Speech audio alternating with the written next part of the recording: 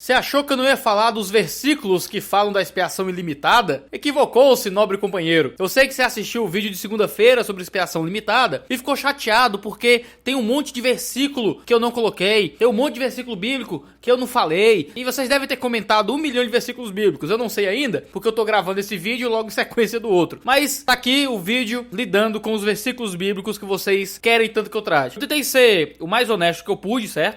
E tentei selecionar todos os versículos que geralmente são usados para defender a ideia de uma expiação ilimitada, a ideia de que Jesus morreu por todo mundo. É importantíssimo que antes de ver esse vídeo, você veja o vídeo sobre expiação limitada, em que há uma defesa proposicional e uma explicação muito clara, bem longa até, certo? Então vá assistir com paciência, faça sua pipoquinha, assista almoçando ou o que for, tenho certeza que vai ser edificante para a sua vida. Que eu quero lidar unicamente com os versículos que geralmente são usados pelo outro lado, certo? Vamos lidar com algumas coisas logo aqui. Simplesmente você citar uma penca de versículos que fala algo contrário ao que outros versículos falam, não ajuda em nada. Fazer isso só diz que a Bíblia se contradiz. Você tem que mostrar alguns versículos, mas você também precisa dizer como é que os outros versículos estão errados e sendo mal interpretados, tá bom? Senão tudo que você vai conseguir fazer é dizer que a Bíblia tem contradição, que a Bíblia se contradiz. A gente não acredita que a Bíblia se contradiz. Então a gente acredita que um dos dois lados estão interpretando os versículos de forma errada. A pergunta é, qual lado do debate interpreta os versículos do outro lado da melhor maneira, da forma que seja mais coerente? Eu acredito que a ideia da expiação limitada interpreta os versículos que aparentemente falam de uma salvação universal de forma muito mais coerente do que o contrário. A tentativa de assumir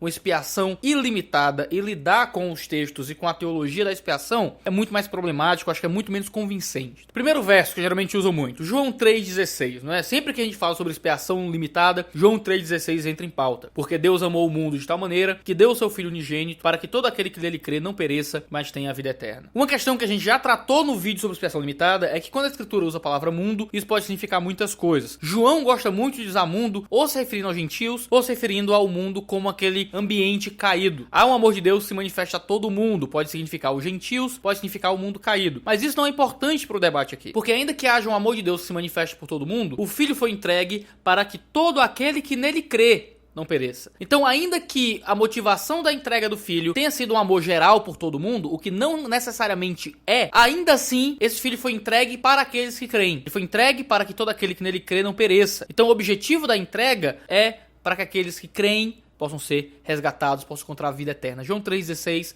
não está falando de uma expiação ilimitada. Romanos 5 é um texto também que é muito usado para defender a ideia de uma expiação limitada, onde diz, porque se pela ofensa de um só a morte veio reinar por este, muito mais os que receberam a abundância da graça e do dom da justiça reinarão em vida por um só, Jesus Cristo. Portanto, assim como por uma só ofensa veio o juízo sobre todos os homens para a condenação, assim também por um só ato de justiça veio a graça sobre todos os homens para a justificação de vida. Porque assim como pela desobediência de um só homem muitos foram constituídos pecadores, assim também pela obediência de um muitos serão constituídos justos. Tá vendo? Em Adão foram mortos todos os homens no seu pecado. Em Jesus então tem que ser vivificados todos os homens. Mas vê lá, o contexto de Romanos é inteiramente, ou quase inteiramente, um debate muito sério entre a relação entre os judeus e os gentios. Romanos fala muito sobre isso. Você entra em Romanos 1 e o que você encontra a partir do versículo 18 é Paulo argumentando que judeus, gentios, romanos, gregos, todos caíram no pecado. A discussão é sobre pessoas indistintas, não em pessoas sem exceção. Em Romanos 1, em Romanos 2, em Romanos 3 o debate é esse. Todos os homens caíram em pecado, sejam gregos, sejam romanos, sejam gentios, sejam judeus. O debate não é sobre todas as pessoas sem exceção, mas todas as pessoas sem distinção. Em Romanos 5, dentro ainda desse contexto tão grande, contexto esse que continua e vai ser extremamente desenvolvido no Romanos 9, 10 e 11, da relação entre os judeus e gentios, em Romanos 5 a gente tem a mesma coisa. E Paulo vai desenvolver essa ideia de judeus e gentios sendo mortos no pecado em Adão e judeus e gentios sendo vivificados em Cristo Jesus. Tanto que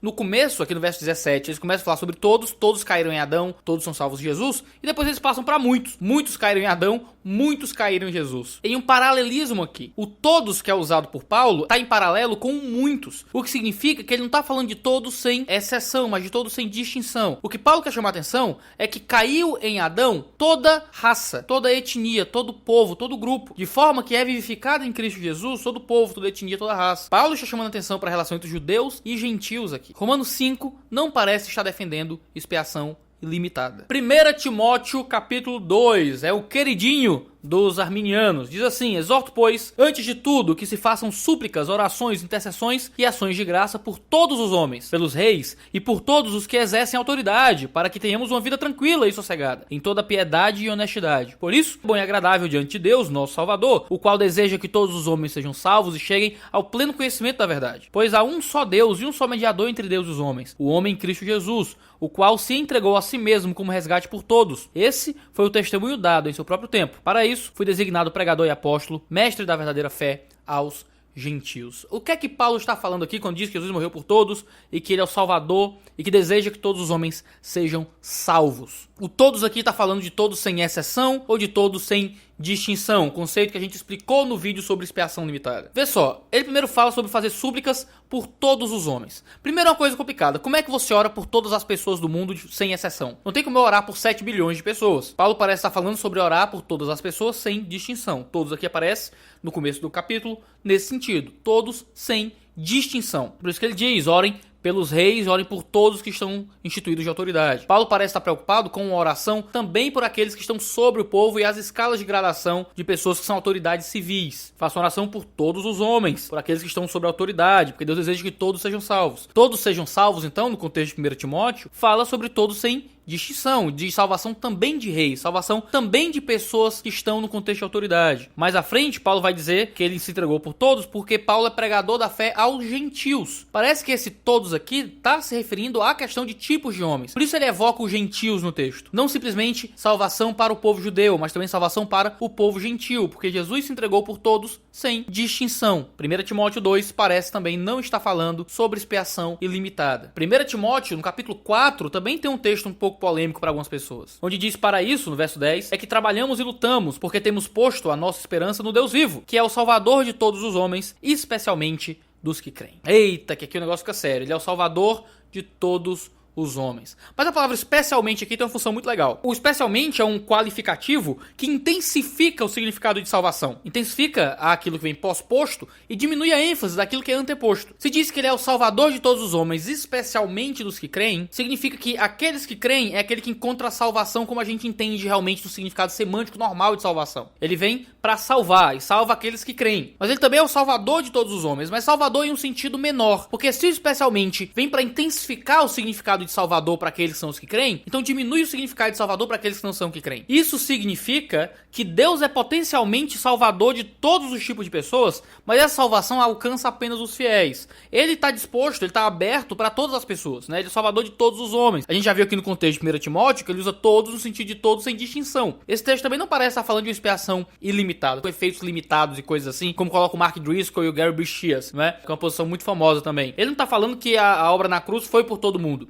mas que ela está disponível, ela é potencialmente a todos os tipos de pessoas, mas é especialmente para aqueles que creem. A palavra especialmente aqui e o uso disso linguisticamente é importante para entender o que o texto quer dizer. Tito 2, também é um texto muito famoso. Exorta os servos a que sejam submissos a seus senhores em tudo, sendo-lhes agradáveis, não os contradizendo nem defraudando, antes mostrando perfeita lealdade, para que em tudo seja um ornamento na doutrina de Deus, nosso Salvador. Porque a graça de Deus se manifestou, trazendo salvação a todos os homens. Ele se entregou por nós, a fim de nos redimir de toda maldade e purificar para si mesmo um povo particular seu, dedicado à prática de boas obras. Ele está dizendo aqui que a graça de Deus se manifestou salvadora a todos os homens, né? Trazendo salvação a todos os homens. Se a graça de Deus traz salvação a todos os homens, então todos os homens são salvos. Mas não é disso que o texto está falando. No capítulo 2 aqui de Tito, ele fala de homens mais velhos no verso 2, ele fala de mulheres mais velhas no verso 3 e 4, ele fala sobre mulheres mais jovens nos versos 4 e 5, fala sobre homens mais jovens no verso 6, fala sobre senhores e sobre escravos nos versos 9 e no verso 10, e no verso 11 ele fala que a graça de Deus se fez salvadora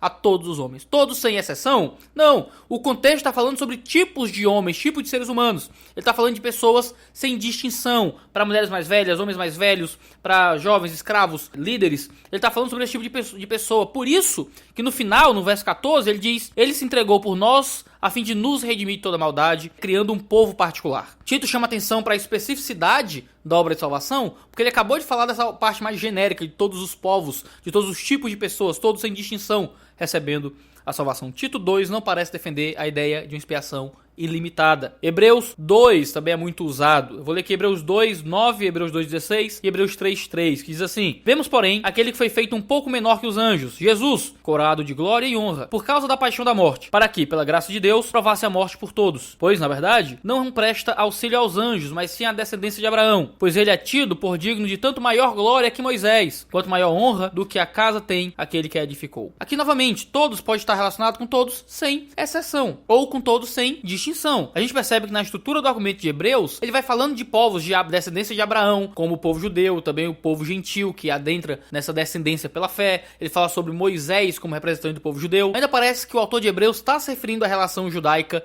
e gentílica com muita frequência. A gente pode ver isso como uma base para interpretar todos como todos sem distinção também. Hebreus 2 não precisa estar falando de expiação ilimitada e também não parece estar fazendo isso. 2 Pedro 2:1, esse aqui é favorito de muitos arminianos que acreditam na expiação ilimitada. Diz: no passado surgiram falsos profetas no meio do povo, como também surgirão entre vocês falsos mestres. Estes introduzirão secretamente heresias destruidoras, chegando a negar o soberano que os resgatou, trazendo sobre si mesmos repentina destruição. Ou seja, eles estão negando o soberano que os resgatou. Então, se eles foram resgatados pelo soberano e estão negando esse soberano, significa que eles são pessoas que receberam do resgate do Senhor e não se arrependeram e trazendo sobre si mesmos destruição. Então, Jesus morreu por pessoas que se perdem aqui no contexto. Mas vê só, esse talvez seja o texto mais forte de todos para falar de expiação ilimitada, tá bom?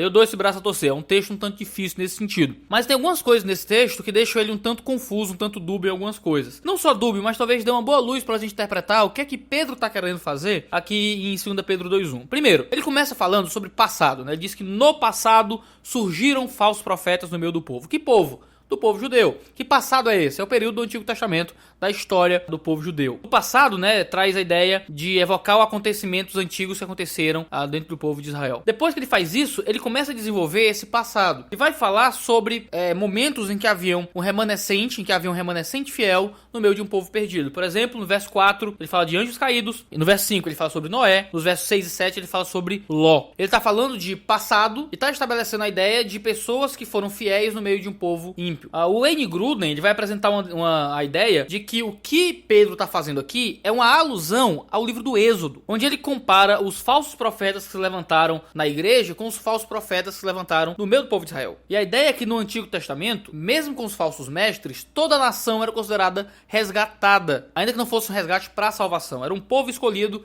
mas que dentro desse povo escolhido haviam os eleitos que realmente seriam salvos. A gente vê que por meio da libertação de Deus no Egito, Deus resgatou a nação de Israel. E assim Israel pertencia por direito a Deus como seu povo peculiar. Por isso Deuteronômio 32:6 fala de todo o povo sendo resgatado. E talvez seja isso que Pedro está aludindo. Diz assim o texto de Deuteronômio: é assim que recompensas ao Senhor, povo louco e ignorante? Não é ele teu pai que te adquiriu e te fez e te estabeleceu? O termo aqui para adquiriu é o mesmo para falar de resgate. Deus resgatou a nação, Deus adquiriu a nação, mas dentro desses adquiridos haviam aqueles que eram realmente salvos. Visto que em 2 Pedro o autor está comparando os falsos mestres da igreja com os falsos mestres do Antigo Testamento, que se manifestaram no meio da nação de Israel, talvez aqui o resgate não tenha um sentido salvífico, mas seja um resgate no sentido do Antigo Testamento, do resgate do povo de forma geral. E em segundo lugar, não fica claro o que Pedro realmente quer dizer aqui quando diz que os falsos mestres foram resgatados, né? 1 Coríntios 6:20, por exemplo, e outros versículos, às vezes usam o resgate como referência à morte de Jesus. Mas isso nem sempre acontece.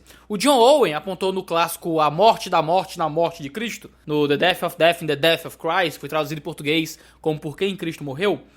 Ele vai argumentar que a palavra que é usada aqui para resgate também pode ser usada no sentido de libertação, o que não indica necessariamente que eles foram comprados pelo sangue de Cristo. Geralmente, quando a palavra resgate aparece na escritura, tá num contexto salvífico muito sério, em que apresenta Jesus como aquele que salva. E isso não tá aparecendo necessariamente aqui no texto. Isso acaba sendo definido, em terceiro lugar, pelo modo como Pedro estabelece aquele que é o agente da salvação. Sempre é Jesus que aparece como agente de resgate salvífico na escritura. Mas aqui ele fala de um soberano que resgata, não é? Um tal de soberano Senhor que Pedro diz que foi o agente de resgate desses falsos mestres. Só que geralmente o resgate está relacionado a Jesus, e soberano Senhor aqui no contexto está falando do Deus Pai diretamente. A palavra grega que é usada aqui para soberano Senhor nunca é usada para falar de Jesus Jesus Cristo. O que está de alguma forma relacionado com o Deuteronômio, quando Deus Pai é aquele que resgata Israel. É importante lembrar que a expiação foi feita por Jesus, não pelo Deus Pai, certo? A gente tem que lembrar da economia da Trindade. Não foi o Espírito Santo que morreu na cruz. Não foi o Deus Pai que morreu na cruz. Foi Cristo. Quem fez a expiação foi Cristo. Quem fez o resgate foi Cristo. É complicado falar do Deus Pai como aquele que é o resgatador, o agente do resgate, se foi o próprio Cristo que foi o agente e não Deus Pai. Então essas três ambiguidades acabam apresentando de alguma forma a ideia de que há uma interpretação também muito natural ao texto, de que esse resgate que o texto está falando é uma referência veterotestamentária ao que acontecia no povo de forma geral, e daqueles que eram ímpios no meio do povo que deveria ser salvo. E não necessariamente um resgate salvífico que veio para trazer uma expiação direta sobre a vida daquele que é o descrente. Esse é um texto problemático, mas é complicado você usar esse texto, que é tão dúbio, para quebrar toda uma teologia da expiação. Claro que esse é um texto da Escritura, é a palavra de Deus, tem que ser lidado. Talvez você não ache que essa seja a leitura mais natural do texto, mas você vai concordar pelo menos que é uma leitura possível do texto. Ainda que eu ache que é sim uma leitura relativamente natural daquilo que está escrito. Ainda que não seja a leitura mais simples do texto, me parece ser aquilo que o autor quer passar quando ele monta a estrutura argumentativa do texto. Mas ainda que você não se convença disso, você pode acreditar que é uma leitura possível da passagem. E se uma leitura possível, extremamente compatível com a doutrina da expiação limitada. Ainda em 2 Pedro, no capítulo 3, diz o seguinte: não retarda o Senhor a sua promessa, como